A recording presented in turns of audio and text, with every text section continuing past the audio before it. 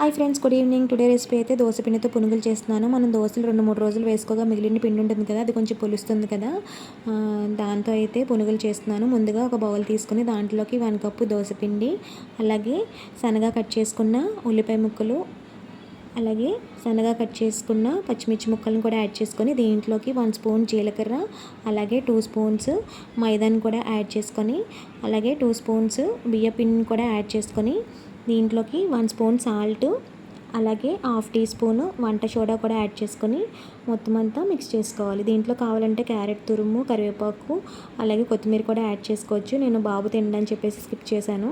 ఇప్పుడు ఇక్కడ చూపించిన విధంగా పిండి కన్సిస్టెన్సీ అయితే ఇలా ఉండాలి, మరి లూజ్గా కాకుండా. ఇలా అయితే కలుపుకొని ఒక 15 మినిట్స్ పక్కన పెట్టుకొని నానబెట్టుకోవాలి. ఇప్పుడు స్టవ్ మీద కడాయి పెట్టుకొని దీంట్లోకి తగినంత ఆయిల్ వేసుకొని బాగా హీట్ అయిన తర్వాత ఇప్పుడు ఒక్కొక్కటిగా వేసుకుంటూ మొత్తం అన్నీ పునుగుల్లా వేసేసుకోవడమే.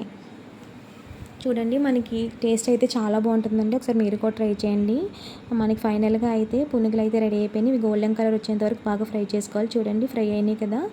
ఇప్పుడు వీటిని టిష్యూ పేపర్లోకి అయితే తీసుకొని మిగిలిన వాటిని కూడా వేసుకొని గోల్డెన్ కలర్ వచ్చేంత వరకు బాగా ఫ్రై చేసుకోవాలి. ఇప్పుడు వీటిని ఫైనల్గా అయితే రెడీ అయిపోయినాయి కదా, వీటిని కొబ్బరి చట్నీతో కానీ పల్లీల చట్నీతో కానీ తింటే చాలా బాగుంటుంది. ఒకసారి మీరు కూడా ట్రై చేయండి. వీడియో నచ్చితే లైక్, షేర్ అండ్ సబ్స్క్రైబ్.